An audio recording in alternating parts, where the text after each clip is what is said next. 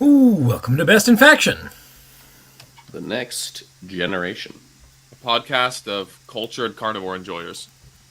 I'm Tyler. I'm Nick. And I'm Lucas. And today we are back and at it with some more 10th edition content for y'all. To date this is June 24th, 2023, the day of release, officially. And as of yet, the day of no day one FAQ, unless I missed something, which I don't think I have just yet. So, if anything crazy has come out between now and then, or between now and whenever you're listening to this, rather, cool, we don't know about it yet. We'll talk about it next week. With that out of the way, we're going to be talking today about a couple of things. Try to stay positive in light of adversity. We're going to talk about some of our factions, what's going on in various places. A lot of people have been asking to hear about GSC and NIDS and Orcs and Necrons and Votann and whatnot. So we're going to dive a little bit deeper and cover some of the new things that we've been playing around with. We'll also talk about some aspirations for what this edition might end up looking like in the future. It should be a good time. Going to keep it a little light and tight today, though, like last week. But before we get into any of that, I got to check in with the boys. How we doing today, Lucas? Doing great overall. There's just been an absolute crap ton of 40K happening over here in Portland. We're just getting a ton of games, trying to figure out our different armies and figure out what's good and what's not, and digest the rule set a little more. There's just so many changes. Even just last night, Nick and I were playing a game where I, was realizing new things about the edition. Like I didn't know you could pile into people and fight them, that if you didn't charge them. So just learning new things about how the game works every time we play, which is really fun. It's nice to mix it up and feel like everything's fresh and new instead of, old. Not that the old stuff is bad, but doing very well overall. Also very exciting in the last week. The Team USA team, everyone was announced, which was pretty cool, and that I made the starting roster, which is also pretty cool. So in 1 month, the boys and I will be headed to Belgium, and I'll be playing for the team, which is super fun, and just really exciting. Woo! Oh my God! Let's go! Let's fucking go, man. For those of y'all who are not familiar with the WTC, this is the World Team Championships of Warhammer. This is the biggest deal event that happens. All of the teams are nationalized. There are only 8 players selected from the country of the United States of America to participate, and one of them is... What? Which way? That guy right over there. Nick and myself are also members of the team, and we are associated with the organization. We... have roles there in terms of practicing and coaching and being alternates and whatnot, which is real cool. We love being a part of this, love working with those guys, but got to give a special shout out to our boy Lucas for making the top 8. Very excited for him. Look forward to a lot out of Team USA and especially of WTC content coming up. We'll do some travel vlogs and whatnot. Start looking for that stuff in about a month. That does mean that there are a couple of things that are not going to get talked about on the show that we might love to talk about on the show, which is a bummer. But once that's all kind of said and done, you'll get a lot of really cool retrospective stuff. So look forward to that. Anyway, how you doing today, Nick? Yeah, just want to say big congrats to Lucas.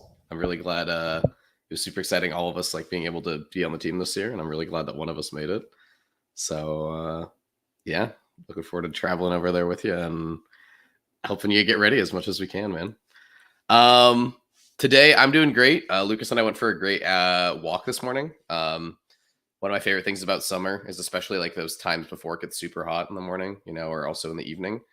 So we went on a walk to a bakery, which was super nice. And 40K wise, we've been playing a lot of 40K. Last week, last Sunday was my first game of 10th. and I've played a few games since then, kind of getting a grasp over the secondaries. I've just been playing. I know we'll talk about that a little bit today, but like been playing a lot of tactical just to like kind of understand what secondaries my army can do.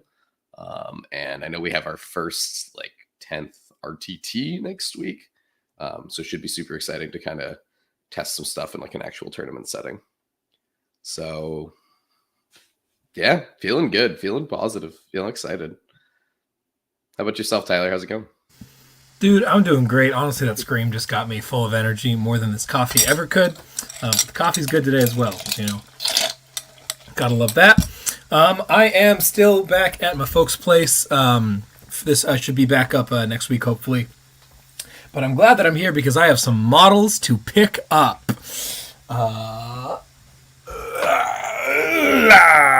No, I'm kidding. I'm not actually gonna. I mean, I might bring the Hierophant back, but I'm not planning to play with it. But we did get Forge World rules for NIDS this week, and I'm real excited about that, particularly for long-term viewers of this show. Baby. They might know about my one true love, the Barbed Hero duel, or perhaps my two true loves, more accurately, or perhaps more accurately still, my three true loves. I love them so dearly, and man, oh man, do they have a fun data sheet. 305 is definitely pricey, but I don't know. I was talking to Lennon about it yesterday, and I think I appropriately described it as, you know, you take a Haruspex and an Exocrine, and you smash them together, and you like trade in a squad of Neurogonts or something else for 50 points, just to kind of stick it all together, and you get out this monstrosity that absolutely fucks at both range and combat, and is a tank, which is sweet. So they should be a lot of fun. Pour one out for all my Forge World stuff is here. Pour one out for my brother, the Demacaron. Rest in peace, King. Legends forever, but a real legend in my heart. So I'm doing great, playing a lot of games. NIDS are obviously very exciting. GSC are also obviously very exciting. I think a lot of people are going to be playing GSC right now. Honestly, not my style, frankly, in terms of just how hammer blow sort of trading the GSC is looking to be right now. But there's definitely some fun shenanigans the more you play around with it, which I've been enjoying. Learning combat shenanigans in 10th, like Lucas was saying about the pylons, is real fun. I had that happen into a game into Ian's Thousand Sons the other day, where I lined up for this big 8-inch charge into a squad of rubrics, and then also this like 3-inch charge into Ahriman, and maybe he had one rubric friend left with him, and not Ahriman, into the goats. What are the goats called on the discs? Zangor Enlightened. Zangor Enlightened, yeah. So I've got like a 3-inch charge on a squad of Zangor Enlightened and an 8-inch charge on a squad of rubrics, and the rubrics need to die. They're on an objective, and it's like, oh man, in 9th edition, I'm kind of screwed, right? There's no way I'm going for an 8-inch charge with this 300 and set with the character like 400 point unit, like to just leave it dick in the wind if I fail an 8. That's not a normal thing to do, Anthony. But I can just go after the goats, hit that easy charge, and if I roll hot enough, after I base block myself from getting any more dudes into base with the goats, they can go wherever they want as long as they end closer, so the back guys swing around, pile into the rubrics, bonk them on the noggin, and I kill both squads for the price of one. Feels great. Frickin' Trimble's in here too. Oh my gosh, all the raw dog and 9-inchers are in here. Anyway, so yeah, it's a lot of one of the phrases of all time, dude. I ran that back in my head a little bit too late there. We're having a good time today, boys. But yeah, so there's a lot of nonsense in 10th edition. Get Taylor a voice recorder, dude. We got a lot of 30 minutes. Is there shadow play for StreamYard? Is that a thing? Record that. Not that I know of. Anyway, I'm excited is the moral of the story. I think we're having a good time. I'm definitely a little bit more down as time progresses. I think that'll be the next topic that I want to move into, but I'm having a great time. So, last week, I did hit a note of some pretty solid optimism. You know, there's a lot of stuff that's broken, but there's also a lot of other stuff to love. Lucas and I each had like one game. I think Nick had none games at that point, and we've all played like a dozen since then. How are you guys feeling on big picture stuff now? And particularly as you play more, where do you feel like things are trending? Are you becoming more optimistic, less optimistic? What are the things that you weren't expecting? You know, we're playing this game at an accelerated rate compared to most of our listeners who probably have 1 or 2 games at this point. So, what are we seeing out in the jungle? Overall, for me, mixed bag. I have been enjoying a lot of things about the edition quite a bit. I think there's a lot of changes and things to be excited about. But I also think, I mean, my biggest complaint is not really anything about gameplay. I'm not like smart enough to really say what makes sense, like in terms of good game balance and good game mechanics and that kind of thing. But I have not been enjoying like the leanness of this edition, if that makes sense. I feel like everything is very slimmed down, and a lot of it, like the mechanics are very bare bones and basic, which is, I guess it's fine. But also just the amount of stuff on the table and the ability of it to feel like an actual, it feels less immersive and fun for me, which is a big bummer. Just because there's so few models on the table. Like, a Space Marine army might have like 20 veteran dudes, 10 random scouts, and a bunch of artillery. And I'm like, what? This doesn't make any sense to me at all. It doesn't really feel like an army. And like the allies rules are also just like throw whatever the hell you want in whatever Chaos or Imperium army you have. Like take whatever characters or data sheets have the best keywords and then slot them in and didn't have them do random bullshit. And I find that not very entertaining at all.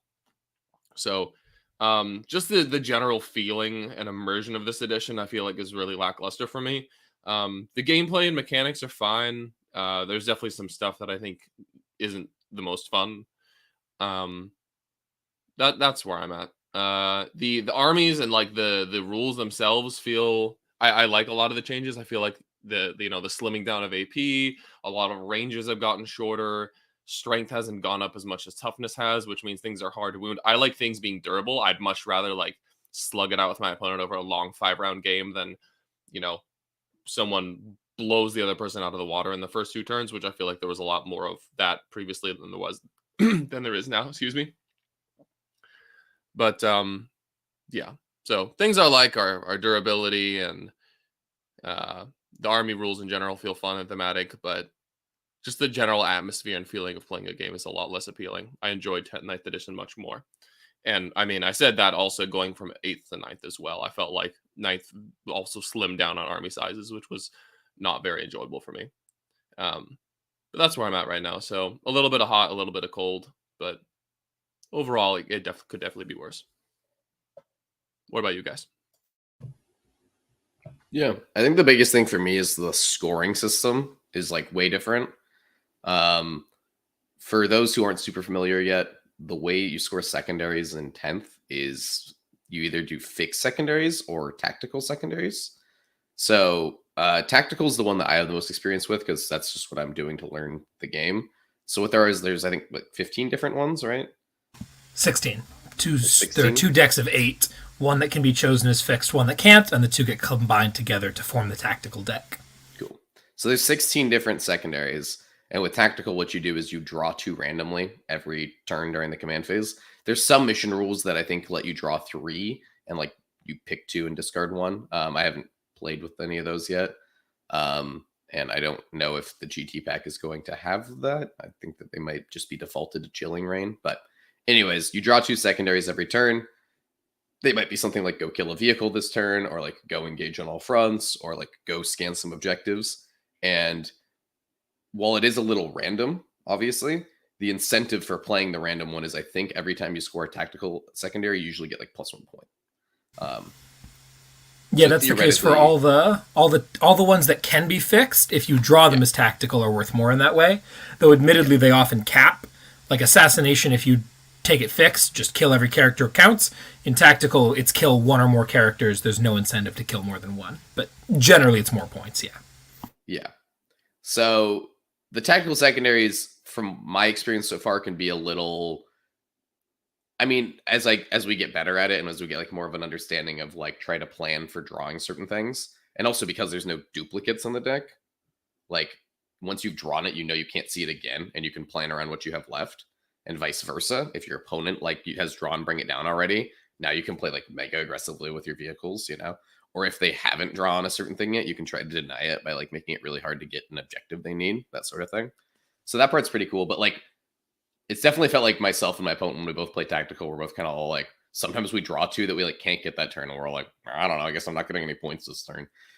So the games have felt wildly swingy because of that, where it's like if someone draws like the perfect draw, like there's a few that are like go stand in the midfield and stand in your home, and if you draw those like turns 1, 2, and 3, you're like Lamau, 10 points. And then if you draw like the go to your opponent's side of the board late game, that's good. But I've had the opposite happen where I draw like all the go to your opponent's side of the board turn 1, and I'm playing Necrons, and I'm like, all right, I guess I'm not getting any points until turn 3, you know? So obviously it's like, as we get better and as we understand fixed more, it's probably going to be like fixed is the more consistent way, which I mean, that's how it was designed. So that's the biggest thing, at least for me in 10th right now, is secondaries, at least if you're playing tactical, feel like kind of entirely random and up to the whims of the deck.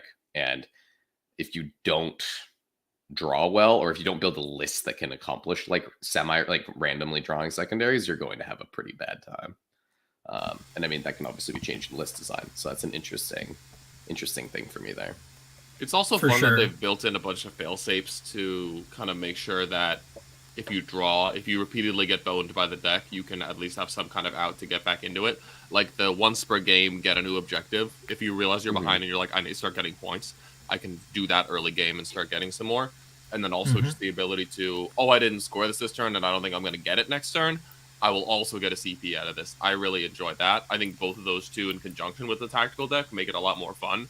Whereas if you're just randomly drawing and there's no mechanic to cycle through the deck faster, then you can feel like you're out of the game because of RNG. This mitigates that a lot, and I'm a big fan of it. Yeah. No, In addition, it definitely... Oh, sorry. Go ahead.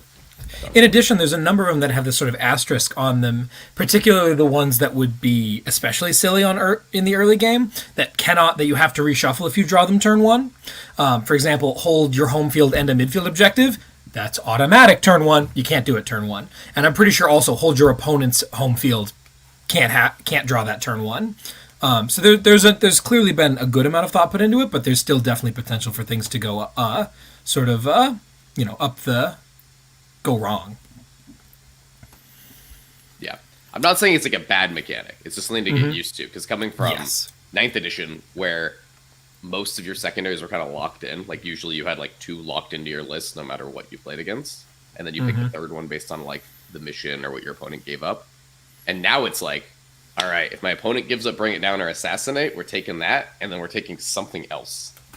Yeah. And that something else is usually like, if you're a fast army, fix is very easy, because you can take behind or engage or like go do actions in your opponent's backfield. But if you're not a fast army with not a lot of throwaway units, and like what Lucas is saying, there's very few throwaway units this edition, it can get a little harder. So I think right now a lot of people are just building lists for power because we're just testing stuff. And I think that we're going to start seeing people putting aside like 200, 300 points for like action monkeys, like units that can go around and like do your fixed secondaries. Or if you draw something like engage turn 1 with a slow army, you're like, well, I bought this 80-point fast unit and I can actually get engaged turn 1. So, and I think you're going to have to start doing that if you want to like not lose games by 10 points every time. For sure. There's a couple of other things that I think in-game people are going to need to get used to. One of the big ones is always keeping units wholly within 15 of table corners, so that when you draw Investigate Signal, you can walk over and grab it real easily. There have been so many times where I've drawn that card, and I'm like, oh, my character is 15 and a half inches away. Darn. Like, that's a mistake that we're going to stop making in the next couple weeks, but it's something that you've just got to be ready for and planning for at all times. And this is kind of like, we've been playing this board game, for those of y'all who obviously don't know who are listening to the podcast, called Root, which is super deep and super complicated because there's all these different factions doing all these different things. And the more we get to know what everyone else is doing, the more we know what we're able to do and getting to predict for it. And the deeper we play that, the more fun it is because we're thinking about all the possibilities. And I think the same thing is going to happen with these missions, where like every turn you're planning for every single possible draw and you've got them all set up and ready to go. So that it's going to be really great. The other thing we haven't talked as much about is how wildly different some of these primaries are. Yes. I am really curious to see which of these make it into the GT pack, which I don't even know if we have soft confirmation is a thing that is happening or when it is happening, or if it's happening before WTC. I don't know. But we'll see what ends up getting played. For example, the crazy easiest one in my mind, the one that Dina and I played just like a week ago, is what I've been calling the football, which is the servo skulls. Basically, the math works out that every turn, at least one player is scoring a ton of primary points. Often both players. We ended that game 50-50 on the primary. Like, what the hell? Whereas, by contrast, some of them go the very opposite way, where only one player can be doing well on them, and some of them just change the mechanics entirely. Like, I was playing to Anthony, we drew 8th at ITC, is what I've been calling that, the hold one, hold more, kill one, kill more. And suddenly it's like, oh man, I was playing this army with all these great secondary getting pieces. Right? Biovores go from automatically scoring secondaries to automatically bleeding primary by giving your opponent units to kill. Like, there's so much variety out there that building a list that can handle every primary and every secondary is incredibly challenging, and I understand why people are kind of just not doing that and just killing people, because that tends to work no matter what the mission is, which I think is the big bummer here. The first NIDS list that I played... Go ahead. Yeah, and I mean, I think that like tabling is still a very viable strategy, because secondary definitely feels like the slow trickle, unless your opponent gives up a kill secondary. And also primary very much feels like you have to survive to get primary, right? Like if your opponent keeps pressuring you off of your objectives, like primaries are way bigger swings now. It's like there's a lot of missions that are like hold 1 for 5, hold 2 for 5. Can't get more than that, you need to get your 10 points a turn. So yeah, if someone's just giving you 5s every turn, and like that's it, like you're out, I really like that. One of my least favorite parts of 9th Ed was the whole I'm just gonna play a basic game, trade on objectives, and I'm gonna end up with 40 on secondary and 45 on primary, and whoever like edged out 1 or 2 extra points is the winner. That was like so boring and lame to me. This seems a lot more fun, where like everyone the expected score is somewhere between 50 and 70, and like every 5-point swing that you get on primary really matters. Every secondary point that you can scrape together really does matter. I think that's a lot more fun than, everyone's just going to max their scores and there's kind of nothing you can do about it. Yeah, absolutely. I could not agree more. And it's interesting to see what's possible, because like I will say with the first NIDS list that I put on the table with proper tier NIDS,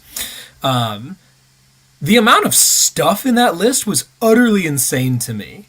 Like, there are some cheap units in this edition. I had admittedly 66 Neurogaunts goes a long way, but I had upwards of 140 models, and they were not all tiny trash models. You can really put some stuff out and play really hard into the mission, and if the lethality in the game gets turned down the way that people really want it to, if indirect and blast, please turn down blast, please. Yes. And Overwatch and devastating, and a lot of these mechanics that are really punishing, if they can get turned down a little bit, there is some crazy potential for really interesting dynamic gameplay that's happening as soon as we get over this hump of everyone's just killing shit. So we'll see. Anthony Vanilla can rot in hell for this opinion. He says that blast should be doubled. You should get plus 2 shots per 5. For context, people, I was playing into Ultramarines, piloted by our boy from Team USA and Charity Hammer alum Jaime Paris. This motherfucker is out here firing his 10 Desolators at a squad of 20 Neophytes, and he's like, how many shots do I get? An extra 20, right? That's crazy, dude. 20 extra shots? Nah, dog. Count again, homie. 40 shots for having a keyword. 40 shots in addition to the regular ones. Blast was too good. D3 Blast, he would have gotten a full 30 shots. Now he only gets squad, everyone. 6-man squad problems are gone. Woo! It's great, dude. And instead, now he gets 60 shots on average. All I'm hearing is you shouldn't have played 20-man units, dude. Apparently not, bro. I refuse. I won't stop. Neophytes are busted. Go play all your 6-man Custodes units. All right. So we'll see. So there's a lot of other stuff out there. So it's fun. Let's talk about some things, though, that are not fun in a little bit more explicit detail. Because I don't want to just wail and say, oh, I'm mad that things are broken. What in particular is a problem right now that needs addressing, as opposed to things that I might personally dislike? What do we think are the big picture issues that we'd like to see actually addressed? Fate dice. Please fix that mechanic immediately. Are you talking like game mechanics, or are you just talking anything in 10th edition in general? Go for it. I had like a very strict no rant policy last episode. I am lifting that. If you want to yell about something into the void, now's the time to do it. I mean, I haven't played against Fate dice yet in a used in the optimum capacity, but just Nick always says this the most succinctly, and I really like the way he says it, but it's something to the effect of any mechanic that guarantees a result will always be like one of, if not the most powerful mechanics in the game, because the whole point of 40k is things happen with chance, and like there's a chance that the thing that you want to have happen doesn't because of the dice. But anytime you can guarantee something happens, it's insane. And the amount of synergy in the Eldar Codex with Fate Dice is just absolutely ridiculous. Like, I don't think any other army mechanic even comes close. Like, what's the next closest? I guess like Oath of Moment, probably like the second best one of the next best armies in the game. Oath of Moment probably is one of the best army mechanics, and it doesn't even come close to Fate Dice. It's bullshit. It's just absolutely absurd. There's been lots of suggestions of how to fix this mechanic, things like, limiting them to one per activation. If you use one, it doesn't count. It counts as a modified dice roll, which in my opinion, that's the best way to do it, because then it removes all the stupid shit with devastating wounds and any effect that procs on a 6. But just like, God, the fact that modified dice rolls count as unmodified is just fundamentally backwards. Yeah. Stop it. Yeah. I think that's a great solution. Yeah, make it count as modified. Also, like, I don't understand. I mean, this is pretty off topic, but like, I don't understand how this made through like testing and like quality assurance. Like, anyone who has a remote interest in winning a game probably looked at this mechanic during playtesting and thought, "Wow, this is busted as shit." And like, how did it make it to the actual product? I'm so confused. And this isn't like AdMech. This isn't some weird faction. This isn't Harlequins, right? You're not going to tell me that they weren't practicing Eldar. Everyone plays Eldar. Like, what are we doing here, people? Yeah, absolutely. Nick, what are you upset about? I mean, to touch on that topic before we move away from it, go for it. I have played into Eldar once, and that was definitely like, felt like the most imbalanced of the games I played. Like, on a more positive note, outside of like the utterly completely broken stuff, the game feels really close. Like, I think like our Chaos Knight game last night was like 4 points. I played a game into Imp Knights that I won by like 4 points. Maybe I lost for 4 points. I don't know. It was super close. We played a game into Orcs that was like a little bit of a blowout, but like that was more, it wasn't like 100 to like 20. It was like, I don't know, 82 to like 63, the Eldar game, admittedly, like I only lost by 21 points, but it was still just like, the dude was like, I'm not going to play 2 Wraith Knights because I don't want to like table you. I want us to learn the game. And he played 1, and even still 1, I'm like, oh, this is ridiculous, dude. So yeah, Fate dice being able to be used on rerolls, Fate dice being able to use multiple times for activation, Fate dice being able to guarantee outcomes in combo with devastating wounds, turning anti-vehicle weapons into anti-infantry weapons because it's mortals that spill.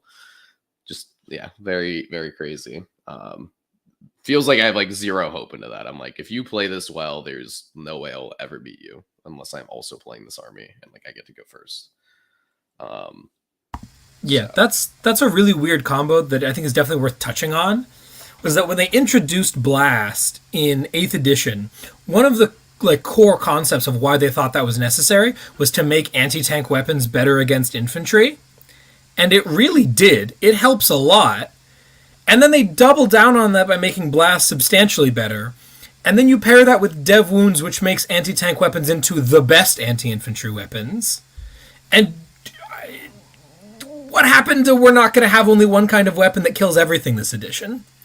Like, that was such an exciting idea with the toughness banding and stuff, and with the stratification of anti-tank and anti-infantry weaponry, and dev wounds make it go away.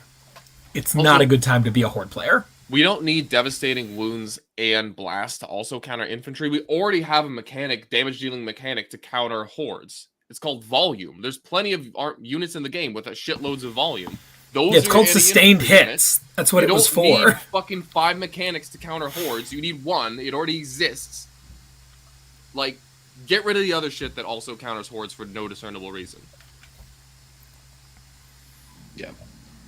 For me, I think the outside of like the Eldar faction, and I mean anyone who's heard anyone complain about 10th edition, these are going to feel very similar, but like it definitely is an issue. The one that comes up a number of times in our chats is just the towering keyword.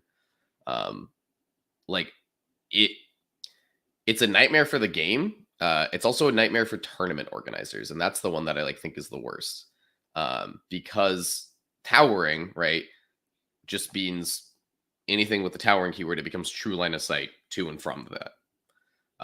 The downside is a lot of the things with the towering keyword are usually like 350, 450, 500 point giant fuck off models with a huge amount of volume for their points. And they're usually balanced around the fact that they have to wander around like terrain to come and see you, which is not true this edition. And unfortunately, with how a lot of our terrain was designed last edition, it's a lot of these like elves with windows everywhere, because how you played with the terrain last edition was you walked up and tagged the ruins so you could see through them. So now every TO is like, do I physically redesign my entire terrain set, which is extremely costly in both time and money? So like, that's not possible, you know?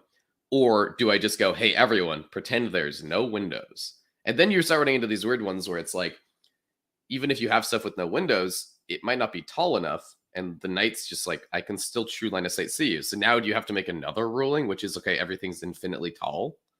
It's just like one of these weird things where it's like, before you run, like we're trying to run our... Wait a sec, Nick. You're going to make the ruins abstractly block line of sight and count as being infinitely tall? Man, that'd be such an interesting rule to put in the fucking game. Wait a second. We had that. Yeah. Oh, sorry, continue. Towering gives me fits. That's the rule that's the toughest, because it's like before you set up any tournament, you're like, how do we house rule our terrain so that the game functions properly and you don't just get alphaed in your DZ by like a 500 point knight with, I don't know, access to all these buffs now because the core keyword doesn't exist anymore. So yeah, and I'm fine with it going both ways, dude. We've been playing a lot of like house ruled like old obscuring where everything's infinitely tall and there's no windows. And knights benefit from it too. Knights with obscuring is not broken. I always said if knights were like to lose a few wounds and gain obscuring, it'd be fine. And like we played a lot of WTC practice games where the knights can hide behind those third story, like, you know, no windowed ruins. It doesn't break the game if you can't alpha the knights turn one. It's honestly super fair that if they can't alpha you, you can't alpha them. But the fact that we're here where it's like, hey, we're having to like house rule all this terrain, it sucks for TOs, and that's what's super annoying, is having to have so much like just pre-game discussion and rules outlined in your terrain pack before you can even play the game. It's just like, what are we doing here? Why did we take like 2 steps backwards here? Yeah. And 2 steps is the right number, because suddenly it feels like we're back in 7th edition where every game needs 8 or 9 different house rules. Yeah, the terrain rules were good. It's just like a lot of annoying changes that didn't need to happen for that. Along the similar lines, I do not like the changes to the obscuring keyword at all. I think we had a very nice, straightforward system that was more than anything incredibly easy to explain to people. Are you touching the terrain? You can see through it. You can be seen through it. You benefit from cover. Are you not touching the terrain? You can't see through it. You can't be seen through it. You don't get cover, right? A complete binary yes-no works real straightforward. The only part of it that was ever awkward was if you didn't make intention really clear and you were like, oh, are you touching or are you not touching? We solved that in 10 minutes.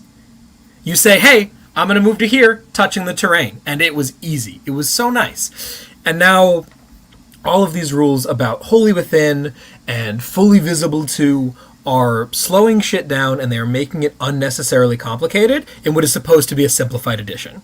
That is the bummer to me. I don't think these rules are like inherently terrible. Like if this was the rules we had the whole time, I don't think I would hate them. But it seems like a direct downgrade for not a lot of benefit that goes against the core principle of the game to me. Or of the edition change at least, which is a bummer. I personally, take this on a different note, do not like leaders joining units. In my experience, particularly with GSC, obviously with different armies, but in GS, I played 2 armies, one that has 8,000 characters and one that has 0 leaders. In my 8,000 leaders army, a character is just a points upgrade. Like, it doesn't have any interesting multi-use utility. A Primus is a 70-point token that I put next to the unit that says it has Chapter Master. That is so deeply uninteresting to me as compared to what a Primus used to be, which was a piece that I had to manage his position of, work through my auras, could provide secondary utility going after things, could hold objectives, could tank Overwatch. Like, having fewer units, like Lucas said earlier, makes the game less interesting, and I think characters joining stuff is a part of that. I don't like it personally, particularly with the utter disparity between lone ops and not lone ops. Like, the Reductus Saboteur, she's at Skylar's house right now. She went from, like, a really nice tech piece that I really enjoyed having, that I had to baby a little bit and protect carefully, who had functionally lone operative even, but did very effective damage in cool places, suddenly is, like, the most broken thing in the game, because she starts anywhere on the table, she can't be targeted from outside of 12, she does damage if you get close to her, she does more damage if she gets to shoot at you, and she has indirect fire. Like, what are we doing here? That if you take away that lone op keyword, suddenly she's trash, she's untakeable garbage. Right? I don't find this dichotomy entertaining or interesting. It's like the breakpoint of is your character 10 wounds or not, except like that one had a clear trade-off, which was that if you're 10 wounds, well, now you're, 10 wounds. You have more defenses ostensibly, and it's a really strong keyword that I don't enjoy. I don't like it. I don't like it at all. I liked characters the way they worked in the past. They did more things. And yeah, I think Anthony says it well. He says, characters are very expensive sergeants, which is, it feels very silly at times. I want characters that do more than one thing. And that sort of simplification I don't think was necessary. Also because a lot of, like, beatstick characters would be a little bit silly if they could join a big bodyguard unit that enabled them to fight repeatedly without, like, any risk of being killed. They're very often on their own. I mean, like, I'm struggling to think of other examples, but, like, the one that readily pops to my head is Orcs, where, like, you had these badass beatstick characters in 9th edition that were super fun, but they were, like, not impossible to kill. Like, they were totally killable, and that was fair because, like, you couldn't shoot them before they hit your line, so they always got to activate once, and then you got to kill them because they were in your lines type of thing. Whereas now it's like, oh, this unit doesn't join a character, and I can see you from just around the ruin. Bzz, your beatstick character's dead because the disparity between this thing's on its own and can just be shot, and it has a gigantic bodyguard unit, so it staples 20 extra wounds on it. It's such a wide gulf that, like, taking solo characters just feels horrific. Unless they're a lone operative, which is one of the other ridiculous mechanics of this edition, like you were saying. Yeah. So, like, it leads to there's also some weird interactions where things get messy. The Tyranid ones are the worst ones for me, which is that when you attach a Tyrant to a squad of Tyrant Guard, it gets less durable. Like, I was really excited about the fact that Tyrant Guard are T8, 4 wounds. Like, that sounds sick. And then you remember that, oh wait, suddenly now if you shoot my Tyrant and his Tyrant Guard unit, and you have anti-infantry 2+, 4+, dev wounds, whatever, that just spills over to the Tyrant. Right? It makes him easier to target because there's 3 to 6 extra 50 mils waddling around with him that you can shoot him off of. And now they're vulnerable to anything between strength 8 and 10. Very big differences there. And additionally, infantry. And a 3... Like, it's upsetting. Especially because, like, I'm struggling to find reasons to take, like, default units without attached characters, right? When the synergies between buying a character and giving a huge force multiplying buff and not doing that and just running the basic bare bones unit that just does whatever it says on the data sheet. Like, it has to be a very good data sheet for you to actually take it. Otherwise, like, every single squad in your army is, here's my 10 dudes with the captain. Here's my 10 dudes with the apothecary. Here's my 10 dudes with the librarian. It's like, there's basically no reason to run just a squad of guys, which is one of the coolest parts of 40k to me, is like the independent squads of people that don't have to be babysitted by some fucking guy who gives them some ridiculous buff. I also keep ending up in this situation where, like, I'll drop in 20 neophytes with a Primus. Cool. They shoot the hell out of something. All right, they get shot back. He kills all the neophytes. Cool, they're going to come back somewhere else. Now I've got this Primus just messing around. Like, what does he do now? I then deep strike another 20 neophytes on top of him, and he's like, yeah, guys, sorry. Can't help you. Bummer. Yeah, you weren't my original squad. I don't know who you are. Yeah, I'm gonna go die now because I can be targeted by anyone with a gun and give up 4 points of assassinate real quick. Like, I don't like it. Yeah, leader's a little bit stinky. I wonder if it'd be interesting if like leaders could join other units if their unit died. But I don't know. That might be too silly. With that specific caveat of you kill the unit, they can go join something else, as opposed to like 7th Ed popping in and out of stuff, I can understand. Especially when like you get to decide what characters go with what units at the start of the game anyway, so it's not like you're locked. Like, the immediate concern for me is, oh, well, then they just start them on the table attached to nobody and they join whatever is useful, but you can already do that. That doesn't change anything. Yeah, I think that would be a really nice addition. What's funny with Krons, so I've been playing these Lichguard bricks a lot, which have an Overlord and a Technomancer in them. And the Technomancer, his default war gear is a cloak that gives him the Lone Op keyword. So if they ever kill your Lichguard unit, he just is like, leaves. And he's like, cool, you can't shoot me now unless you're within 12. So I wonder, I mean, there's not like any of that in your codexes, right? Where like you have Lone Ops inside of units? I don't think so. Yeah. So weird. That one feels funny because it's like he's actually useful when the unit dies. Yeah. But speaking of characters in units, let's please fix the very silly melee precision line of sight interaction. Like, please fix that immediately. Oh, does that? Can you not snipe if you can't see the character in melee? Yeah, you need line of sight for precision to work, which makes sense in shooting. Like, you can't snipe a dude who's behind a wall because his friends are in front of the wall. Sure. But, yeah, I run in and punch, and it's like, all right, give me the character. Heart. Sure. Oh, he's behind I can't see him. Bummer. No, sir. I will continue cowering. He couldn't hear your challenge. He couldn't hear your challenge, Tyler. He's behind a wall. Yes, let's get that fixed. I think this Trimble brings up a good point here. Yeah. Yeah. Definitely one of the read it off? parts of the new edition. Yeah. Someone Steve's talking about... Well, all right. Steve's asking, what about melee being mega trash in most situations? And I definitely think that's something that we have noticed in our initial games.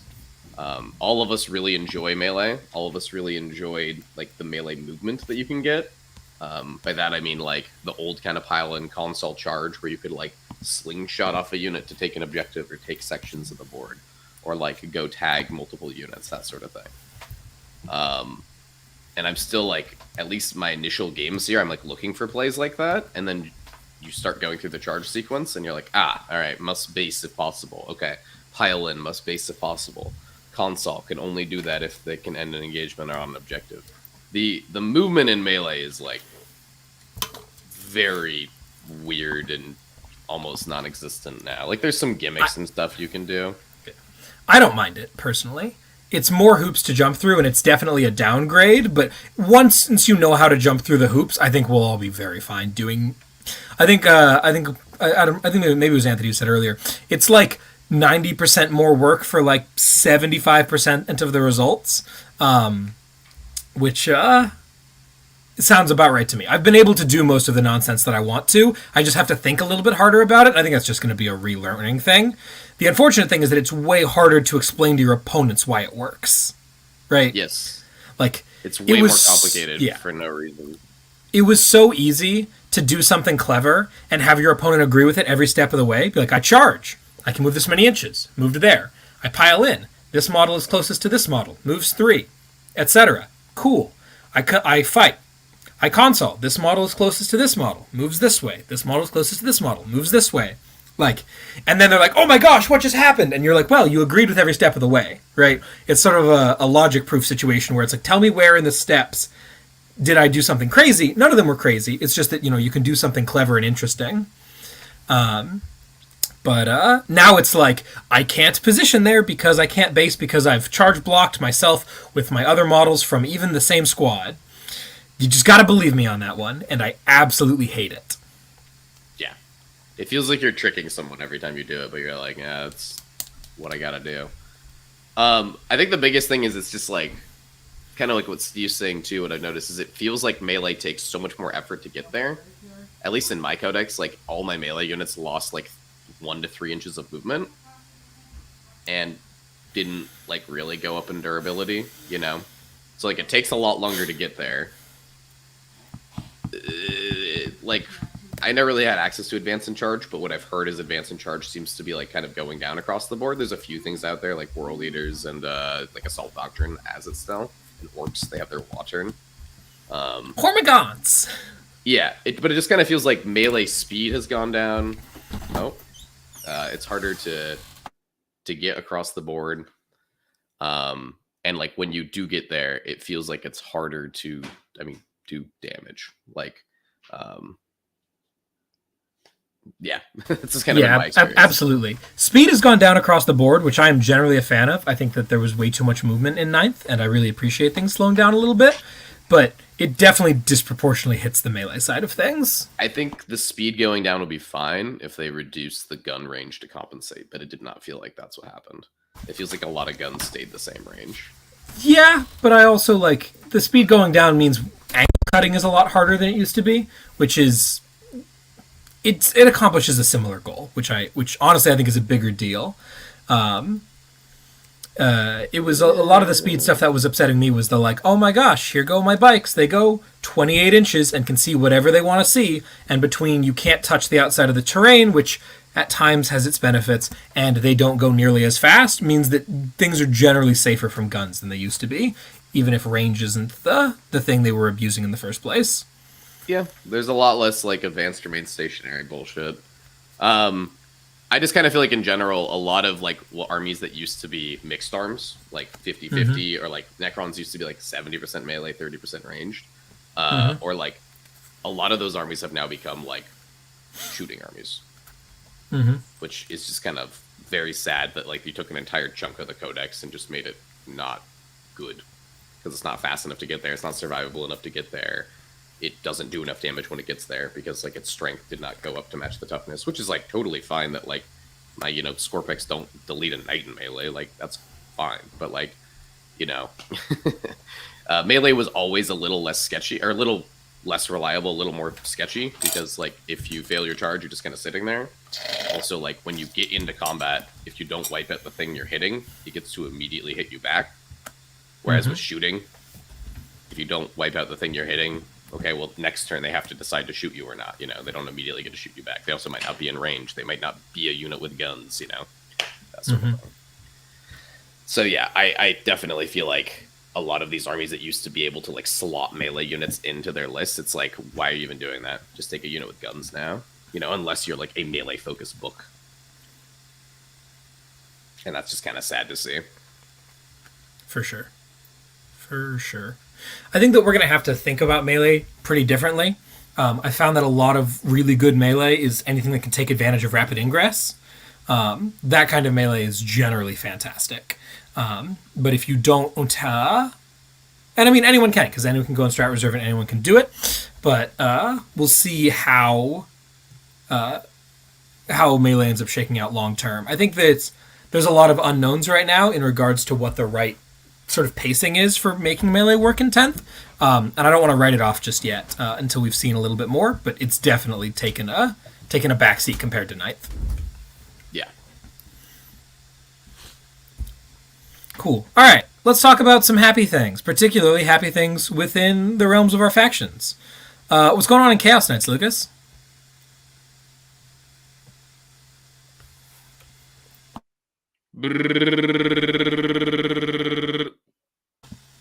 Thanks for the insight, Team USA starter. Continue.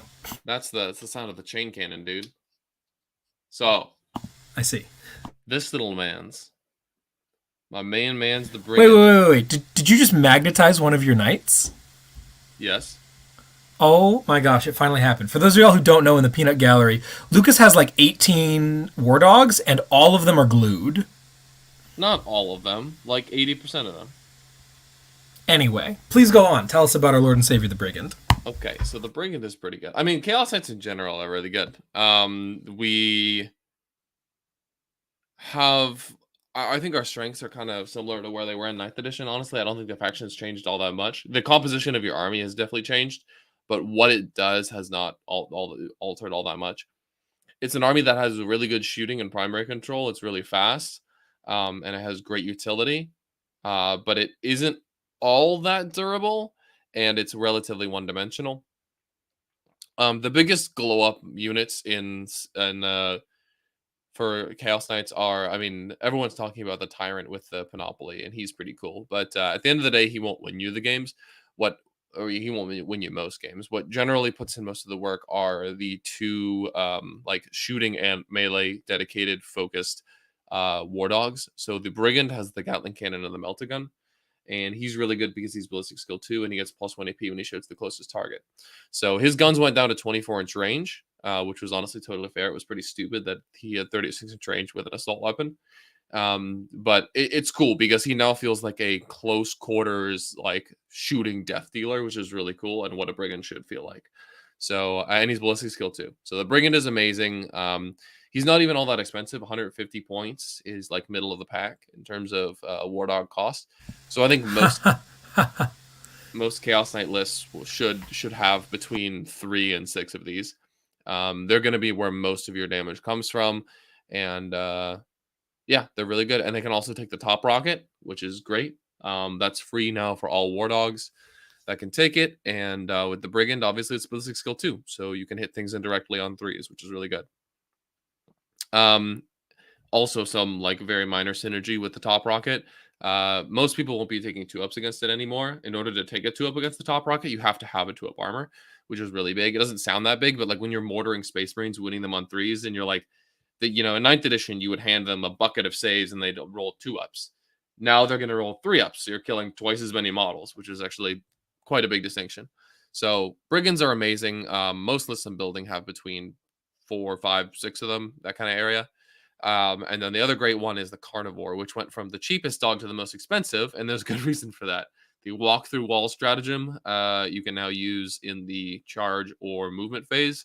You get to pick 2 war dogs or 1 big knight, and they can just move through models and terrain as if they weren't there. Pretend everything is flat and there's no obstructions at all. You still have to be able to like land your base and land out of engagement range, but holy cow, is this stratagem amazing. And even at 160 points, the Carnivore is one of, if not the best dogs. I think the Brigand's probably a little bit better, but all lists that I'm building have between 2 and 4 Carnivores, just for like the countercharge threat, the ability to all of a sudden pincer into the middle of the table if my opponent floods the middle with, they're so fast and they hit so hard. Coming from 9th edition, the Iconoclast bonus went away, so we don't have +1 AP and attack anymore for CK, which is a big bummer. But the Carnivores got that baked in. They have the AP3 Claw natively, and they also, I think the other claws are also AP3, but either way, AP3 is still really good, and then D6 +2 damage is really, really nice.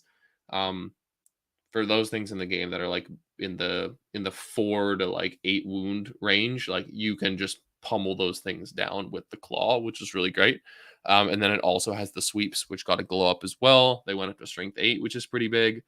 And so, the Carnivore is really amazing. Carnivore and Brigand, super good. Unfortunately, the mixed dogs, the Stalker and the Huntsman, aren't all that amazing. The great news is they're really cheap, but their abilities are like meh, and they don't get anything for being a mixed dog. The Brigand gets +1 ballistic skill. The Carnivore gets +2 move, +2 attacks, and +1 weapon skill, which is insane.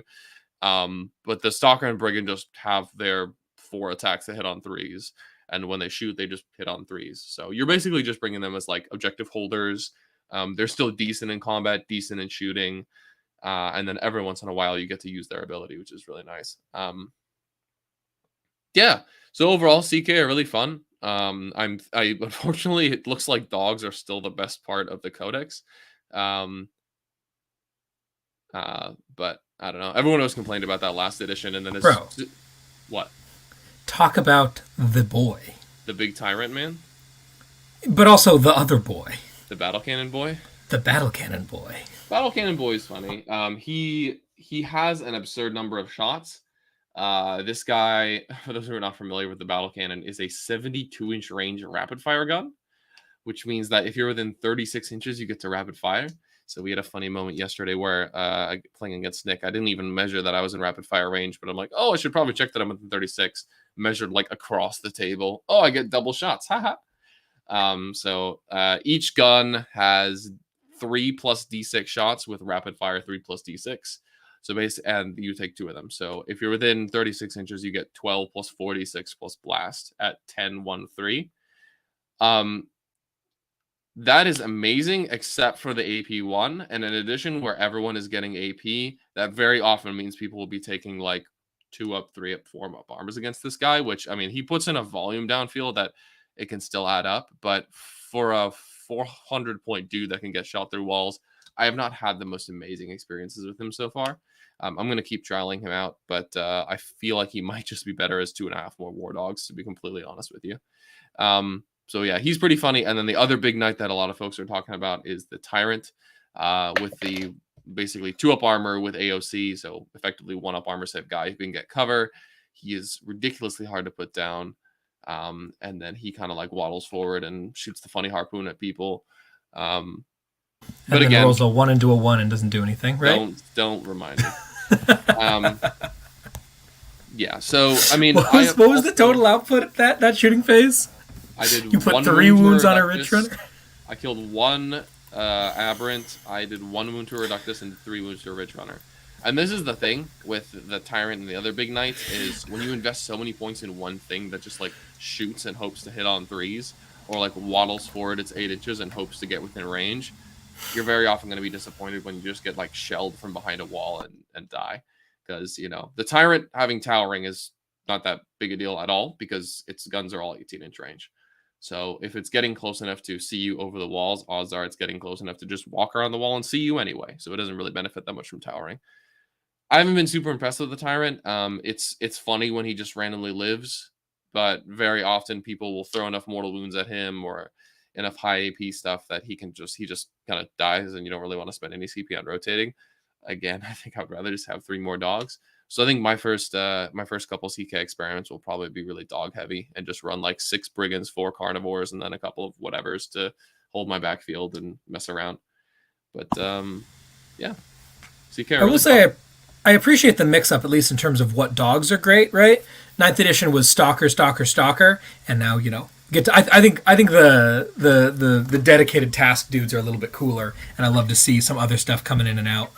So that's kind of fun. Appreciate that, dogs. Talk to us about Necrons, Nick. Oh, baby. Necrons are pretty funny.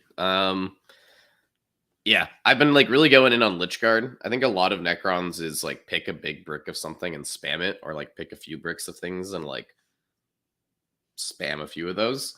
Necron's biggest strength is obviously their healing this edition. Their healing is way stronger than last edition, provided they can live to the Necron player's command phase. And there's a lot of ways to like make that easier. The big one is the Technomancer, which is a 60-point cryptech. You can throw in a lot of units, like Warriors, Immortals, Lich Guard, and it gives them all a 5-up Feel No Pain. So all of a sudden, like you're saving against mortals really well, like you're getting a save after a save. Yeah, kind of like what Lucas was saying, a lot of Necrons feels like you never want to take, like if you can take Lich Guard, Immortals, or Warriors, you never want to take them without characters. If you're just kind of taking those on their own, their data sheets aren't strong enough. And more importantly, they just get so much value from a character joining their unit. Lich Guard get this really big thing where when a noble joins their unit, they get -1 to wound to incoming attacks. And it's not like the new transhuman where it's like -1 to wound if it's greater than their toughness. It's just straight -1 to wound. So if you ever try to chip them, like with strength 5 or strength 4, it's like, cool, enjoy wounding on 5s and 6s. And then everything else is wounding them on like 3s and 4s. So I think Lich Guard are super fun base. I've not been super keen on Warriors, mostly because they give up a ton with Blast. I really don't want someone to point a blast gun at them and go, hey, I get +4 shots per guy. The other thing about Warriors is no invuln is a bit of a bummer. I know that they can get cover like on a 3-up, but for example, like trying to think like T-Suns, they have that thing where they can turn off your armor save. And there's a lot of these, I don't know. There isn't as much high AP in the game. So I'll give them a shot sometime. I guess the sad part about Warriors is their output is extremely low, but also so is Lich Guards.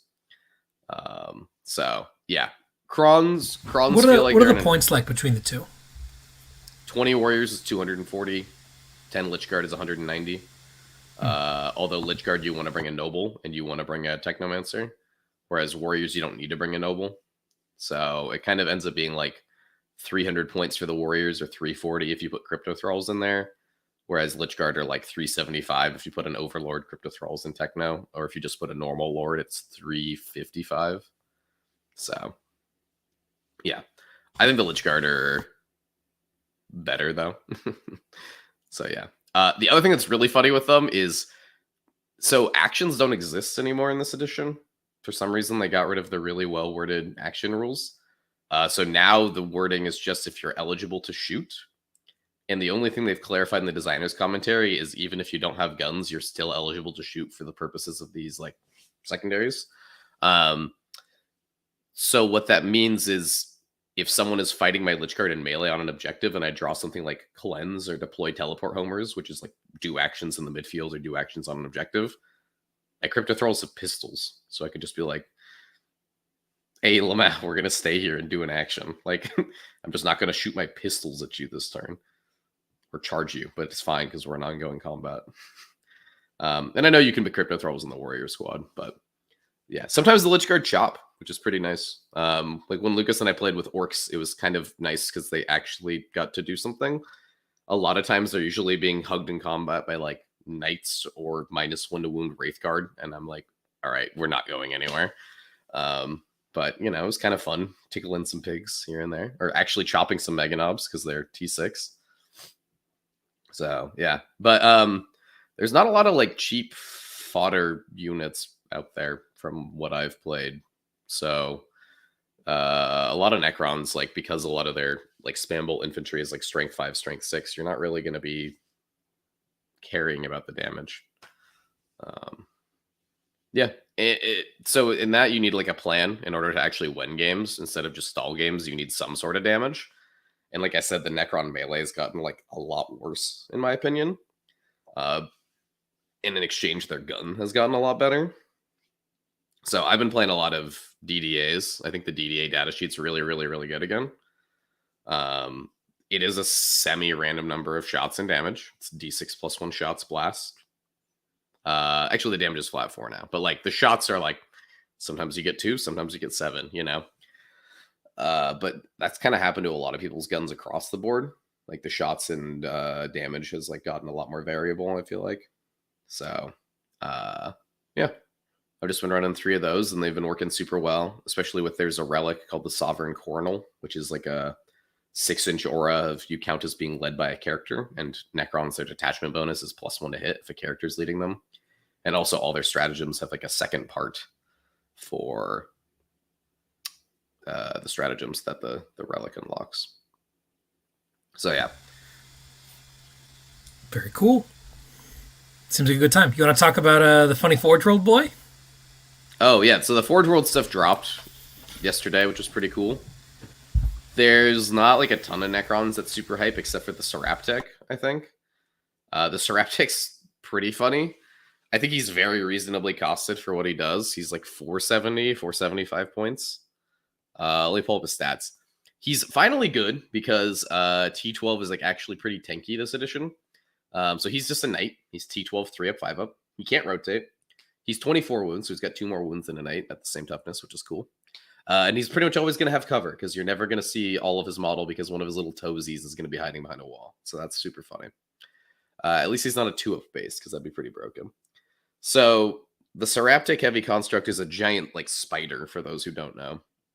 And you can either give him 2 singularity generators, which are both blast, devastating wounds, 36-inch range, 2d6 shots apiece that hit on 3s at 10, 3, 4.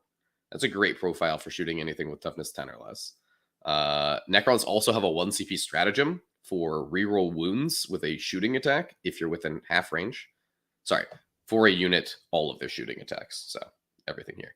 And if you put this guy next to the guy with the funny hat, it's going to be count as being led by a character. So he's going to hit on 2s.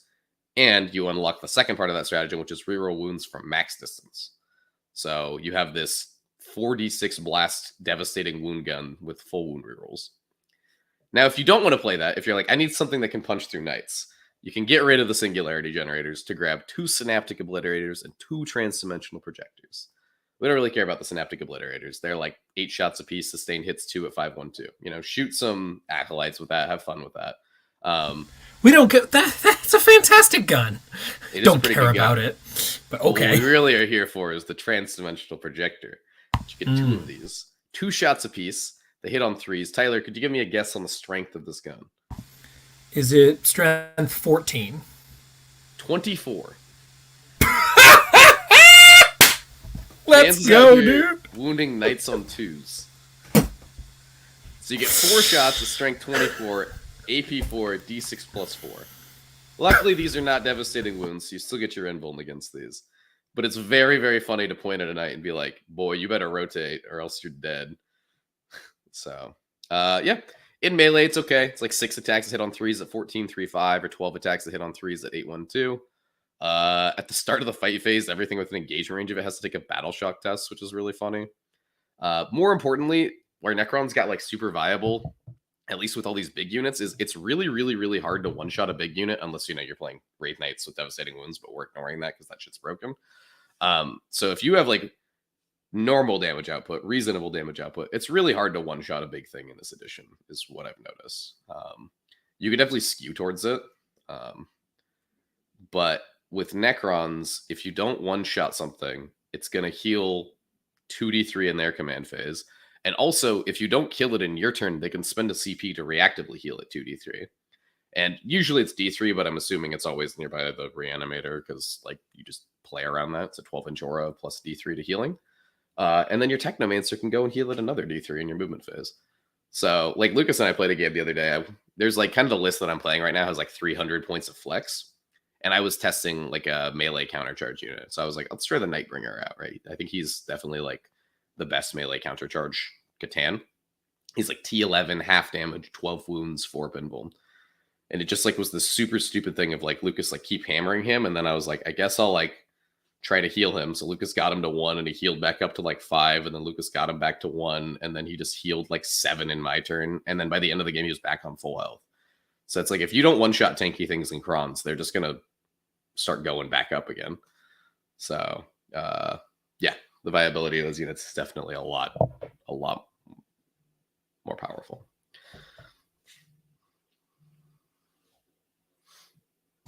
Very cool. I'm excited. I haven't gotten to play into the Krons yet. Hopefully we'll get some of that action on later this week or next week. Seems like a good time.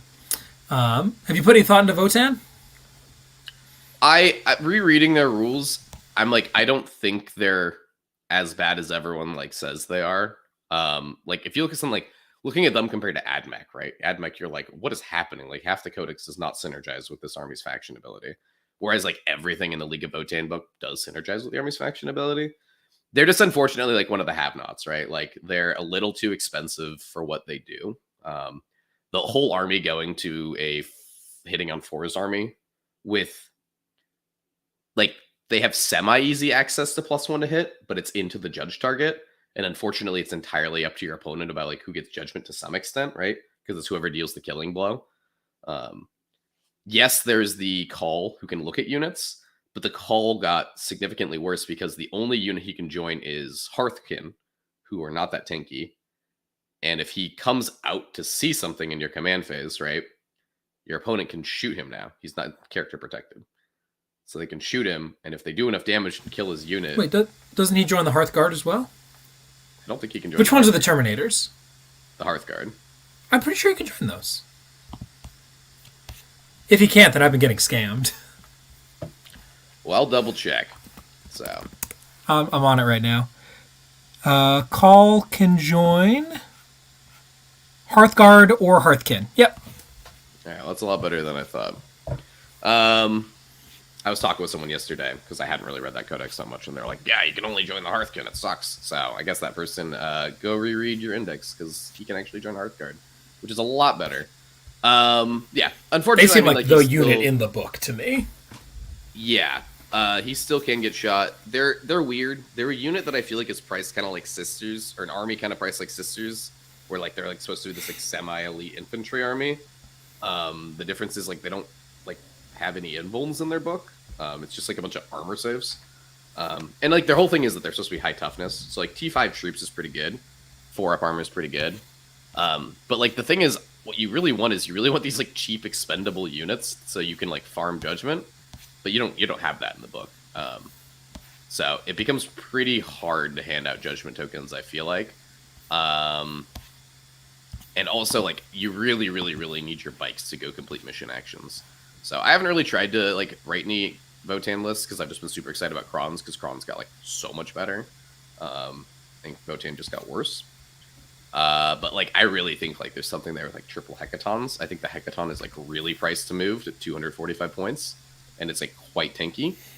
Yeah, I just think that I think the issue with Votan kind of like trying to break into the top is your game plan is very obvious to people. Like you're very much like, here's my like very specific threat ranges. I don't really have any way to like lurch forward or extend those threat ranges. And also you kind of play around my army mechanic to some extent. And if you like can do that properly, then I don't really do that much damage into you.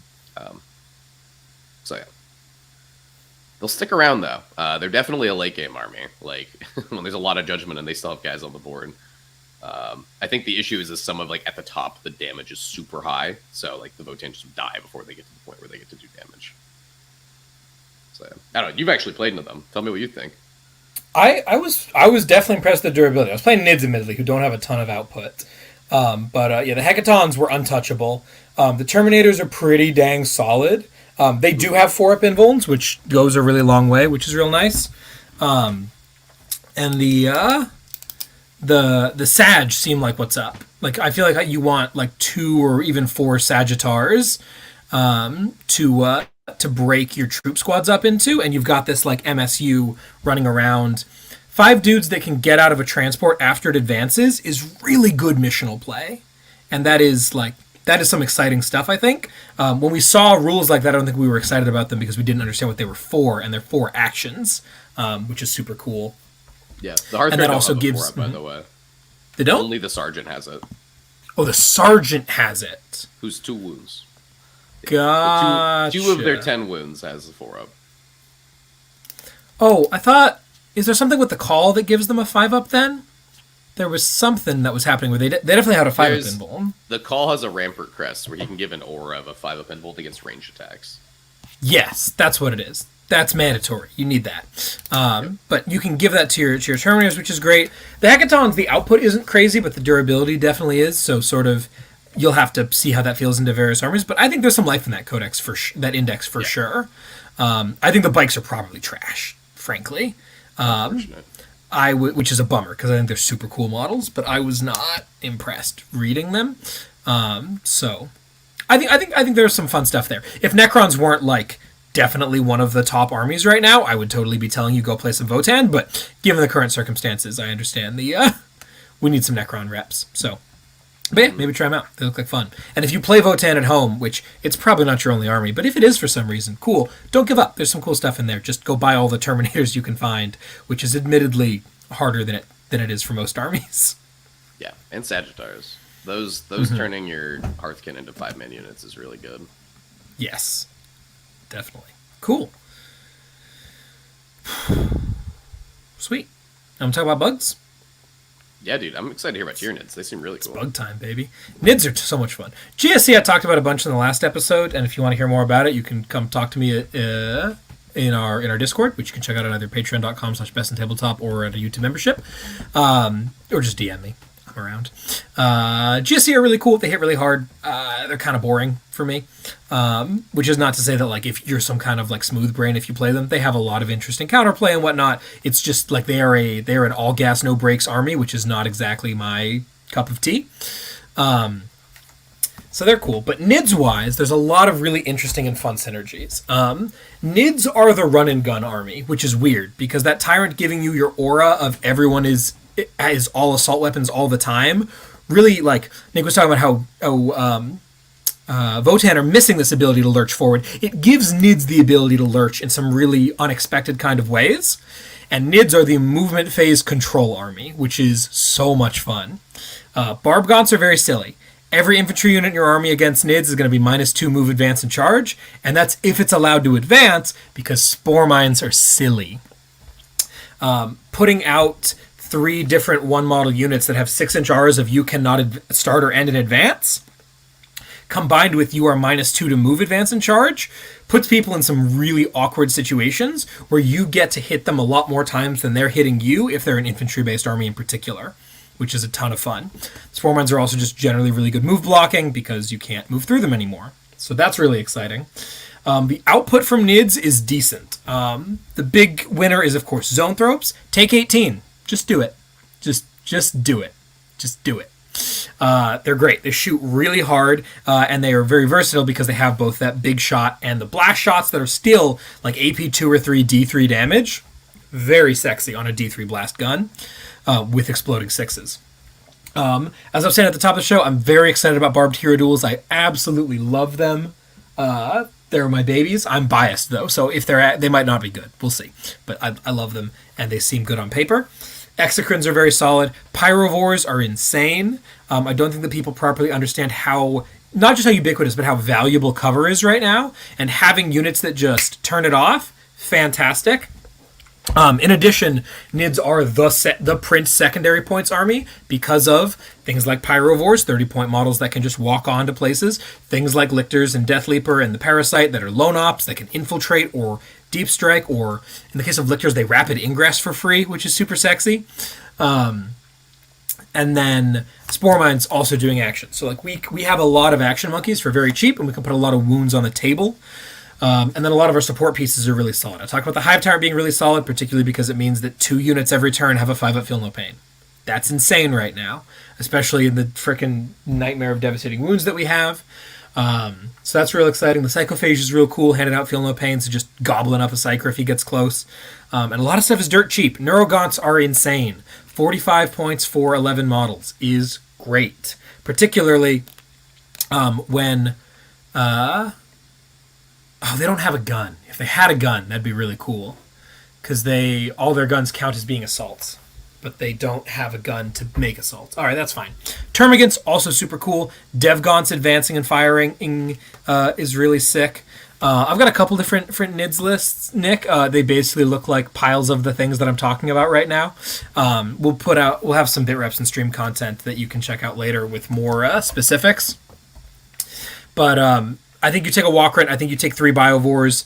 Those are just kind of mandatory. I think you take at least 2 squads of 5 Barb Gaunts. That's mandatory. I think you take some number of lone operatives between Death Leaper, Lictors, and the Parasite. Doesn't matter which ones or in what quantities, really. Just, to taste. I personally really like Death Leaper, particularly because that new model's coming out.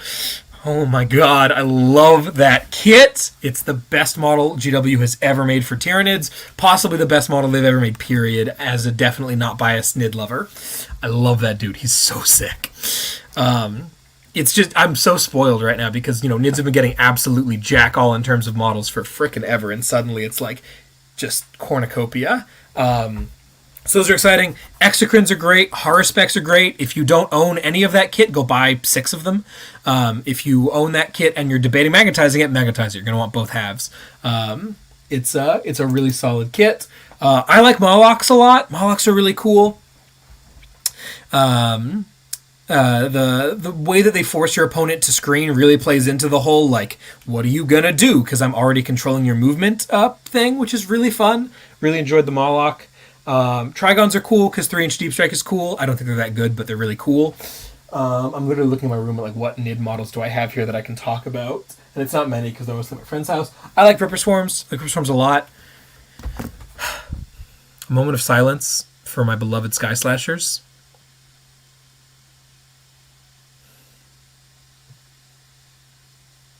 I'll never forget you, my loves. It's fucking tragic, dude. Get legended. And also for next. Also for Malanthropes. I don't have my real Malanthrop. That one's in Portland, but here I've got my converted Malanthrop that I freaking love. This dude's so sick, and he's just nothing now. Maybe I'll rebase him to a 50 and make him a Neuro Tyrant. I don't know. That seems kind of weird. My hope is that they're gonna put out a plastic Malanthrop. Is why they legended that guy, because he's iconic. Same with the Demacaron. Like, this dude is so cool. You gotta. That was a weird thing to Legends. Yeah, given that it's the newest Forge World model and like the third newest Tyranids model. Yeah. My guess is like maybe the mold broke, because I know this has happened to Forge World in the past where like they stop producing kits because something like physically breaks and it's over, and like it would cost a crazy amount of money to make a new one. I don't know. If any insiders at GW or Forge World can tell me why that happened, I'd love to know. But yeah, so Gargoyles, also super cool. There is currently nothing that says you can't fire and fade after deep striking. Yep. Don't know why that's a thing. Do Gargoyles have the rider that says they can't charge after fire and fading? They do have that rider. Okay, yes. cool. But dropping at 9 and then shooting and then moving 6, very saucy. Also, their guns are just flatly assault, so you don't need to be in range of the Hive Tyrant to do a lot of that nonsense. So if you're not deep striking them, just going 12 plus D6 plus another flat 6, like, zoom! And their OC2 and their Endless Multitudes, so you can be bringing back D3 plus 3 of them in your command phase. And the NIDS one that does that is still the command phase. Something interesting that I noticed the other day that came up in my game with Lucas the other day in GSC versus Knights is that the GSC icons respawn dudes in the reinforcement step, not in the command phase. Which means two really interesting things. Number one, they don't like scam you for primary, which is a bummer. But also number two, because you get flat 3 back for Neos or D3 back for everyone else normally, and then an additional, and then it turns into flat 3 for everyone, D3 plus 3 for Neos if you're on an objective, you can walk onto the objective and then respawn and get the D3 plus 3 back, which is kind of a funny interaction that happens there. Or like so that's really interesting. Watches you and your movement, you can heal still and all that. Yes, that happens so often. Where I'm like, here's a 20-man brick, they're coming for you, and then they're like, oh no, Overwatch quickly, and I'm like, oh, you can't string out, certainly not in WTC, but you do get dudes back in front. Your guys coming back though, since like they're reinforcements, right? You can only Overwatch once per player turn. Yeah, but like they could wait. Oh, if they didn't, if they waited until then, can they Overwatch? Because the models were set up, but the unit wasn't necessarily. Does that Interesting count as question. making a normal move? They definitely doesn't count as making a normal move, because if you regen them and you don't move the unit, they count as having remained stationary. Yeah, but like reinforcements count as having made a normal move, right? Yeah, for sure, but not models added back to us. Not replacement models. I don't think so. I'll look into it. That's a great question. But yeah, so that's a really funny thing. That definitely has happened where it's like, oh no, I'm going to shoot him. And it's like, oh, I'll just get, 5 back. Cool. So they're super fun. But the Gargoyles get to do the command phase thing. It does cost a stratagem, obviously, though not if they're standing next to the Hive Tyrant. The other thing that I really want to see FAQ, designer commentary, WTC, someone tell me what to do, is what we're doing about using stratagems for free that target multiple units. What I have been seeing is something to the effect of you basically only get to use it on the one unit for free, but it's acceptable, which seems fine until you get to stratagems like the GSC +1 to wound that require you to select 2 units. I don't know how it works. I think the conservative reading is just don't, but I'd like some specifics, please, Games Workshop. Thank you. Your CP economy doesn't make sense to me. But, so that's super cool. What else is really cool for Tyranids that I'm excited about? I love Ripper Swarms. They're super cool. Having OC is awesome. Deep striking 340s for 35 points is, like, really hard to come by. So that's a great thing to have. I'm going to just start using my Sky Slashers as Ripper Swarms because you can't stop me. I probably won't because that'd be modeling for disadvantage because Ripper Swarms are so short, which is a real benefit, but I miss my boys. Anyway. Yeah, so those are some of the things I'm excited about in NIDS. There's a lot of fun stuff going on. NIDS can take fixed secondaries generally, which is really cool, without necessarily bleeding them. Like I said, I've definitely taken stuff that is very horde-oriented, but I've also taken stuff that's not.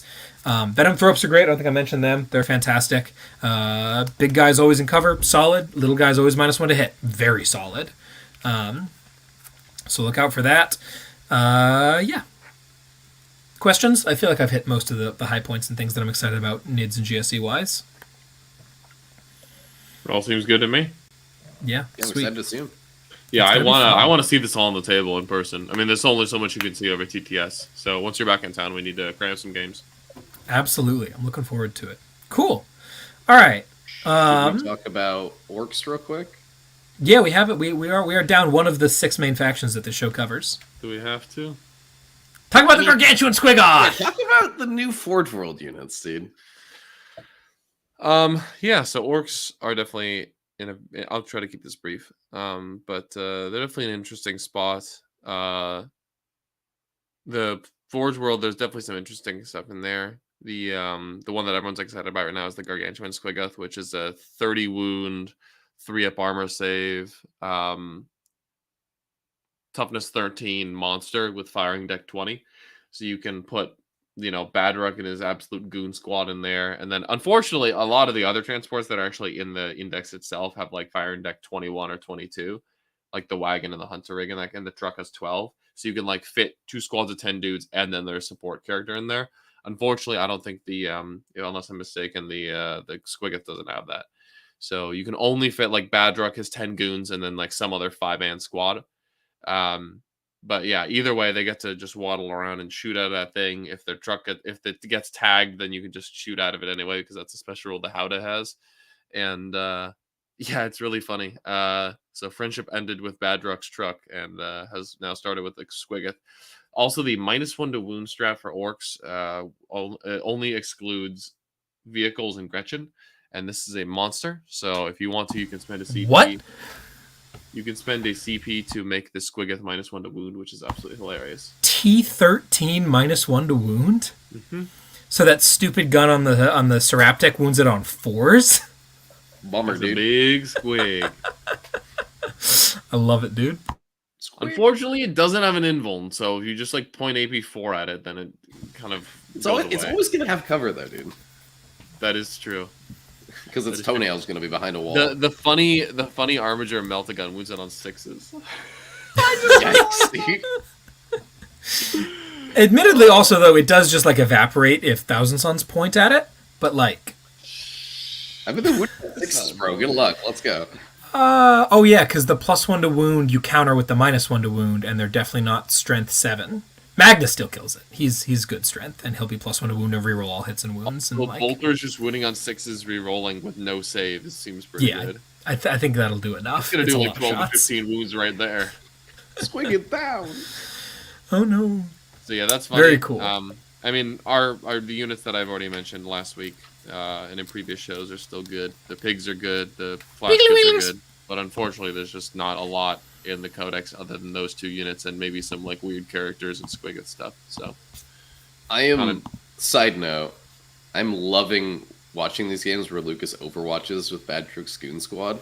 that Sometimes is funny. Sometimes it does a little bit of damage, and sometimes he just erases you from existence if you move within 24 of him. Exploding I watched this 6s very- Chapter Master on Overwatch is just silly. It's Yeah. like it's like 60% of a shooting phase. Because usually I'm just hitting on 5s with Chapter Master. Exploding 6s. Hitting on 6s with Chapter Master, exploding 6s is like almost as good. Yeah, it's I think my 2/3. That's favorite crazy. Recent interaction was Max was playing against Lucas, and Lucas passed his battle shock. No, he failed a battle shock on a smash a squig that was locked in combat with some stern guard. And Lucas is like, well, I would really like to roll a 1 or 2 and die here. And he didn't, so he fell back. And Max was like, oh, well, I'm going to use my tactical reposition stratagem, which is when you complete a fallback move within 9 of me. I can move D6 unless I'm in the tactical doctrine, and then I move flat 6. So his stern guard, he's in tactical doctrine right now, just yeet 6 inches behind the crate. And the flash kits that were standing there waiting to blast them are like, aw, big sad. And the next turn, the stern guard wander out to take the objective back, and Lucas is like, Overwatch. And he kills like all the stern guards. I killed like 9 Stern Guard and put the captain to 1 wound. Let's go! It's like, all right, man. Overwatch. Whatever you say, dog. Yeah. It's funny. I think Overwatch should just start costing 2 CP so that you can't do it top 1, and then when I vect it, it costs 3 CP, and then you never do it again. Anthony is so right. Seasons Oh, also shit. have lethal hits. So you hit on 6s, and you fish for 6s, and then all the hits you wound on 6s, and then you fish for 6s again. So you roll a million dice 4 times, and every time you roll a 6, the Squigga takes a wound. Okay. Yikes. We also just like exploding hits that turn, right? Take whatever the hell you want. Squigga's gonna die. Yeah. The Squigga's a little, There's a lot of things that are like, man, that's really crazy. Oh, but T-Suns. Like, that's kind of my worry with the hero duels is like, oh man, 2-up saves always in cover. Very saucy. 6-up invuln. Bummer. So we'll see. Cool. All right. It's all funny until Armon snaps his fingers and your save gets Indeed. erased, bro. It's a bummer. You know who doesn't care about T-Suns, though, is GSC. Man, oh man, that matchup is fun. Get tabled. Yeah.